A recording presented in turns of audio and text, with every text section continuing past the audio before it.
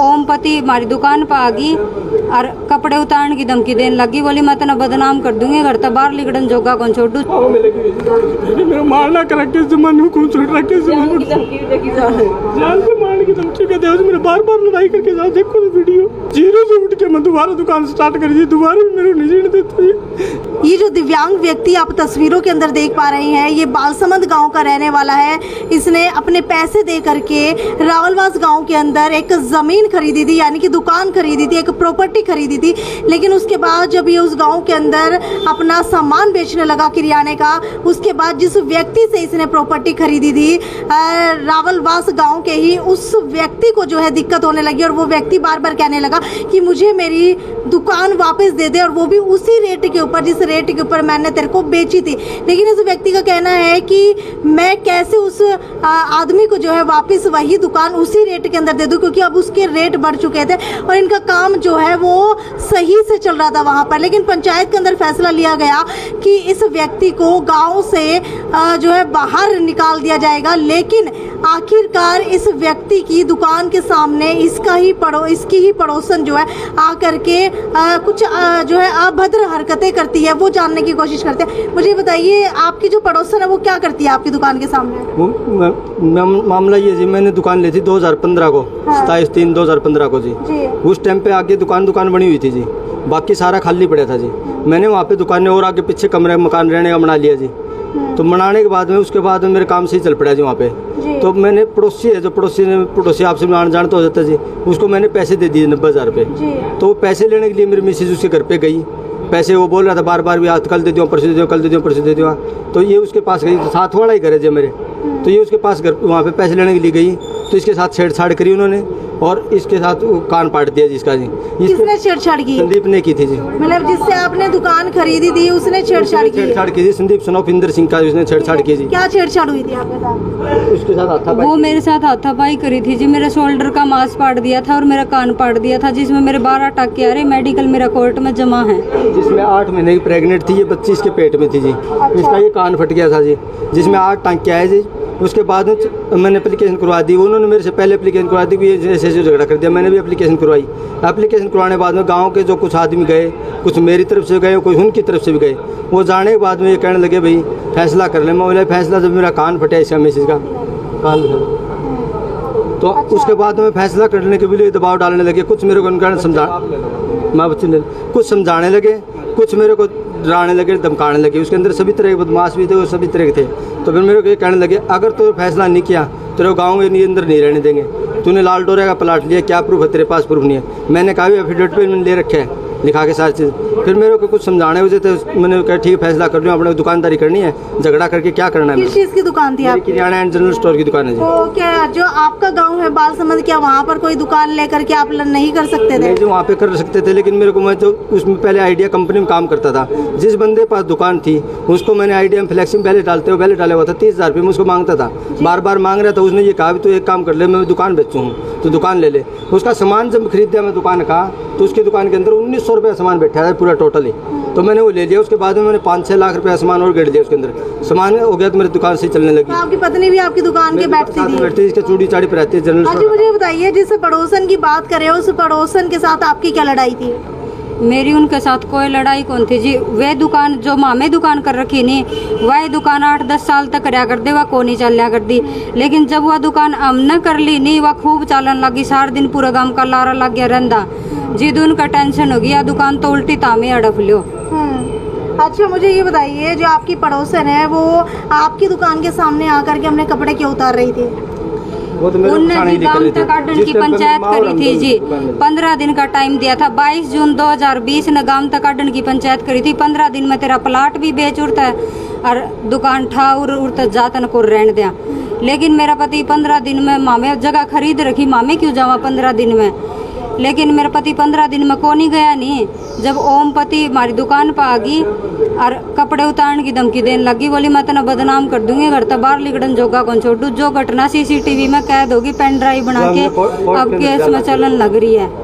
कौन से गाँव? रावलवास कला का जी।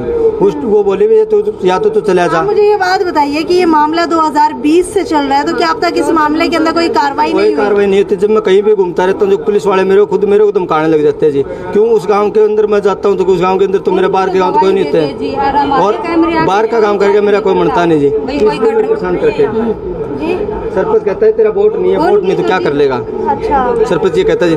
मैंने कहा मैं कोई बाहर देश से थोड़ी, मैं इंडिया से हूँ, इंडिया में क्या रह नहीं सकता क्या? पैसे दे के जगह रखी, तुम पैसे दिवा दो मेरे, मैं दे दूंगा जगह पूरी। जो कितने में ली थी आपने दुकान? मैंने उस टाइम पे 1.5 लाख रुपए में ली थी जी। और वापसी जो है वो कितने की दुकान हो गई थी और कितने मांग रहे हैं? मैं मेरा आइडिया से बताने लगा 10 लाख रुपए की जी, बाकी और आके कहे जी भी इतने रुपए की। 1.5 लाख की आपने ली थी? कितने साल हो गए लिए? मेरे को 2015 ली थी 2015 में आपने ली थी? खाली जगह ली थी जी, बिल्कुल इतने बुरे हालात थे, इतने बुरे हालात तो किसी कुर्डी के भी को नहीं होंगे जी, इस कंडीशन में ली थी। 8 साल पहले आपने प्लाट लिया था, ठीक है। उसके कितने टाइम बाद आप लोगों ने वहाँ पर दुकान बनाई? उसी टाइम पे बना ली थी, लेते बना ली टाइम पे। कौन सा साल था? 2015 से। 2015 के अंदर आप लोगों ने वहाँ पर दुकान बना ली थी। उसके बाद आपके पड़ोसी कितने समय बाद वहाँ पर आपसे दुकान वापस मांगने के लिए आए? वापसी मांगने के लिए तो काफी टाइम बाद में मांगने लगे थे, 20 में मांगने लगे जी, क्योंकि मैंने इंटरकास्ट साल बाद? ये 2020 में 5 साल के बाद जी।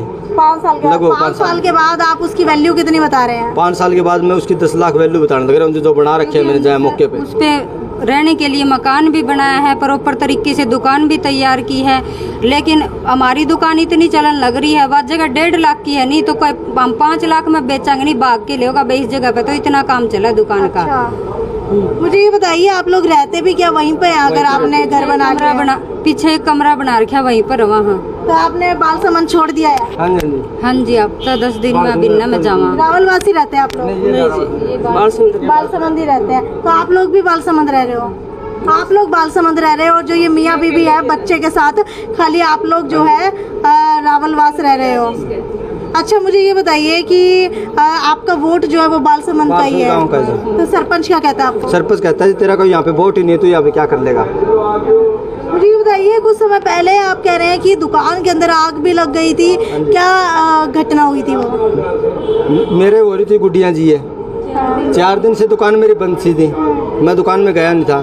जब ये 2 गांव से काटने की पंचायत हुई थी, पहले कान पटना रोड़ा हुआ था, उस टाइम पे हमारा मंदिर का पुजारी है बालसुन का, उसने फैसला करवा दिया कोई बात नहीं, तो फैसला कर ले, तेरे दुकानदारी करनी है। तो जो वो लेडी जो ओमपति है, उसने जो वहाँ पे धमकी दे के आई थी, तेरे वहाँ पे रहने नहीं देंगे, फैसला होने के बाद तेरे वहाँ पे रहने नहीं देंगे, तेरे दुकान के अंदर जला देंगे। उस टाइम पे कपड़े काटने की धमकी दे रही है, उस टाइम पे ये कहने लग रही है तेरे को यहाँ पे रहने नहीं देंगे, तेरे 15 दिन का टाइम दिया था, तो गया क्यों को नहीं?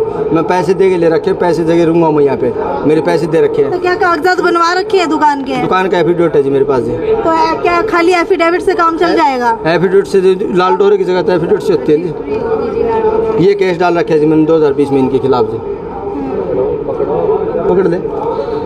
तो आप लोग ये कागजात देख सकते हैं, लाल डोरे के ये कागजात बताए जा रहे हैं, जहाँ पर इस आदमी ने जो है एफिडेविट बनवाया हुआ है, रमेश इनका नाम है, और रावलवास गांव के अंदर एक इन्होंने प्लाट लिया था, उसके बाद वहाँ पर दुकान बना ली और एक घर बना लिया, पीछे कमरा बना लिया, जहाँ पर ये पति पत्नी अपने बच्चे के साथ रहने लगे। लेकिन उसके बावजूद जो है इन्हें बार बार वहाँ से निकालने की धमकियाँ मिलती रही हैं, और आप लोग देख सकते हैं ये एफिडेविट बनाया था।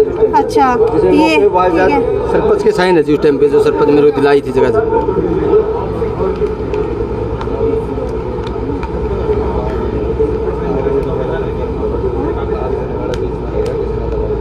ये आग किसने लगाई थी आपकी दुकान में? आग लगाई थी जी ओमपति जी ने। ओमपति ने मेरे को धमकी दी थी, आग उस मेरे ने कहने थे उसने लगाई। सब कुछ जो है आपकी पड़ोसन करते हैं, उनके पति कहाँ रहते हैं? उसके पति एक्सपायर हो रहे जी। अच्छा। उसका नाते मैं चाचा लगता हूँ, मेरी माँ से बड़ी उम्र की है जी वो, क्यों उसका गाँव भी बाड़सुंद है, वो रावलवास कला के अंदर ब्याह रखी है, मेरी माँ से बड़ी उम्र की है। तो आप लोगों के रिश्ते उनके साथ सही नहीं है? जी सही तो थे, ये वो लोभ हो गया पैसे का। भाई दुकान सही चलन लगी थी, इसने आपने पूरे दे दिए? हाँ पूरे दे दिए हम एक तो। ही बार में दिए थे, किश्तों में दिए थे? पैसे दिए थे जो 90,000 रुपए जो मांग रहे हैं ना, उन पैसे दे दे। एक ही बार में दिए थे जी, 3-4 गवाह थे गवाह मौके के पे। सभी के साइन है।